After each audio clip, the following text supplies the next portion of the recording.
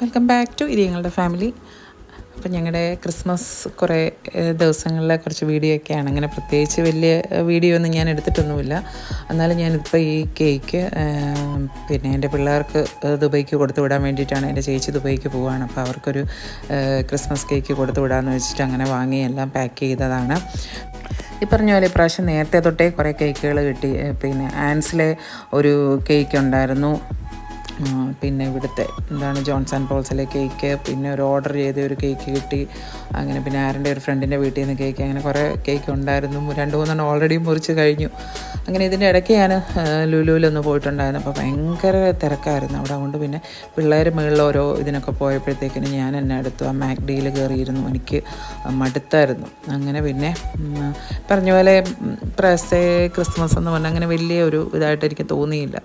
ഒന്നാമത് പിള്ളേരില്ലാത്തത് കൊണ്ടൊക്കെ ആകെ മടുപ്പായിരുന്നു. അപ്പോൾ എന്നാണേലും ക്രിസ്മസിന് അന്ന് ഉച്ചക്കത്തേക്ക് ഫുഡ് ഓർഡർ ചെയ്യാമെന്ന് വിചാരിച്ചു. അപ്പോൾ ഞാൻ അതിന് മുമ്പേ ഒരാഴ്ച മുമ്പേ ഞാൻ കുറച്ച് മീൻകറി, ബീഫ് ഫ്രൈയും പിന്നെന്താണ് മോര്, ക്യാബേജ് തോരനും ഒക്കെ ഒരാഴ്ച മുമ്പേ വെച്ച് അങ്ങനെ ആ ക്രിസ്മസിൻ്റെ അങ്ങനത്തെ ആ ഊണ് എനിക്ക് ഭയങ്കര ഇഷ്ടം. അങ്ങനെ കഴിച്ചു.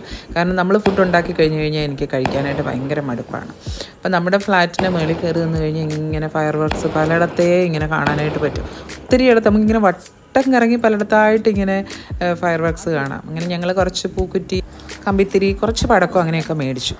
അങ്ങനെ പിന്നെ ഞങ്ങളിതെല്ലാം വൈകിട്ട് പുറത്തിറങ്ങി. ഒന്നാമത് ഞാൻ പറഞ്ഞല്ലോ പിള്ളേരില്ലാത്തതുകൊണ്ട് ഒരു ദൂരം ഞാനും ആരണം, പിന്നെ എൻ്റെ ബ്രദറും വൈഫും ഉണ്ടായിരുന്നു. വേറെ ആരും ഇല്ലാതെ നമ്മൾ തന്നെ ആകുമ്പോഴത്തേക്കിന് ആ പാടെ ഒരു മടുപ്പാണല്ലോ. അപ്പോൾ പൂക്കുറ്റി, കുറച്ച് ലാത്തിരി അതൊക്കെ മേടിച്ച്, കുറച്ച് പടക്കം ഉണ്ടായിരുന്നു, അത് പൊട്ടിച്ചു. അപ്പോൾ ഈ പറഞ്ഞ പോലെ നമ്മൾ ഈ പൂക്കുറ്റിയൊക്കെ നമ്മൾ ഭയങ്കര റിസ്ക് പിടിച്ച സാധനമാണ്. അതുകൊണ്ട് ഇത് എൻ്റെ നാത്തൂനാണ് കത്തിച്ചത്. പക്ഷേ അത് ഭയങ്കരമായിട്ട് പൊട്ടിത്തെറിച്ചു. അതുകൊണ്ട് നമുക്കത് കത്തി തുടങ്ങുമ്പോഴേ അറിയാം ഇത് മുകളിലോട്ട് പോകത്തില്ല. അങ്ങനെ ആരൻ ഒരെണ്ണം കത്തിച്ചു. ശരിക്കും അപകടം വരുന്ന വഴി അറിയത്തില്ല നമ്മൾ. ഇത് ഭയങ്കര ശബ്ദത്തോടു കൂടി ഇത് പൊട്ടിത്തെറിച്ചതാണത്. എതിലേ അത് പോയെന്ന് പോലും നമ്മൾ കണ്ടില്ല. അങ്ങനെ പിന്നെ ഞങ്ങൾ പടക്കം എല്ലാം പൊട്ടിച്ചെല്ലാം കഴിഞ്ഞിട്ട് മേളിൽ കയറി വന്നിച്ച് പിന്നെ ഫ്ലാറ്റിൽ വന്നിട്ട് കുറച്ച് ഫോട്ടോസും അങ്ങനെ അതൊക്കെ എടുത്ത് കുറച്ച് നേരം ഒന്ന് ഇരുന്നു. പിന്നെ രാവിലെ എണീറ്റ് ഞാൻ സ്റ്റൂ ഉണ്ടാക്കി. ചിക്കൻ സ്റ്റൂ ആയിരുന്നു. പിന്നെ ഏത്തയ്ക്ക പുഴുങ്ങി. ഇനി അപ്പം ഉണ്ടാക്കണം. ചേച്ചിയുടെ ഹസ്ബൻഡിനുള്ള സാധനങ്ങളെല്ലാം കൊടുത്തു വിടണമെന്നുകൊണ്ട് പെട്ടെന്ന് അതെല്ലാം ഉണ്ടാക്കി കൊടുത്തു വിട്ടു.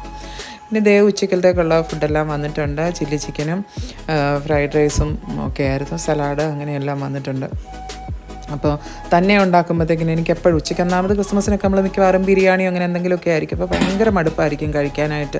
ഞാൻ കഴിക്കത്തേയില്ല. എനിക്ക് എടുത്ത് വെച്ച് കഴിഞ്ഞാൽ പിന്നെ കഴിക്കാൻ ഭയങ്കര മടി കൊണ്ട് പിള്ളേരെ ഓർഡർ ചെയ്യാൻ പറ്റും.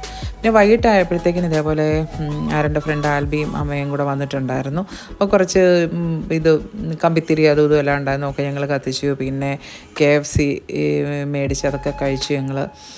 അങ്ങനെ പിന്നെ ഞങ്ങളുടെ ക്രിസ്മസ് ഞങ്ങൾ കുറേ നേരം ടെറസിൻ്റെ മുകളിൽ കയറി നിന്ന് ഫയർ വർക്ക്സൊക്കെ കണ്ടു. പിറ്റേന്ന് ഞങ്ങൾ 26-ന് ലീന, സുനു, ആൽബിയും ജയിക്കും ഞങ്ങളെല്ലാവരും കൂടെ കൊക്കോയിലാണ് ഫുഡ് കഴിക്കാനായിട്ട് പോയത്. എല്ലാവരും കൂടെ ഞങ്ങൾ അവിടെ പോയി ഫുഡൊക്കെ കഴിച്ചു. കാരണം ഞങ്ങൾക്ക് എല്ലാവർക്കും കൂടെ ക്രിസ്മസിന് കൂടാൻ പറ്റിയില്ലായിരുന്നു.